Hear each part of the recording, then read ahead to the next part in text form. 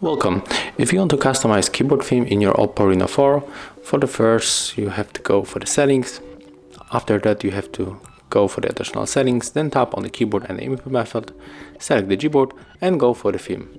Right now we have to click right here to add new theme, and we can pick up from the gallery one of the pictures that we want to set up as our keyboard theme. So I will go for this picture.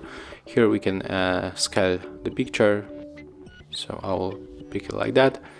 Then click next. Here we can set up the transparency of the picture, click done, and we are also able to turn off the key borders to see the picture more clearly.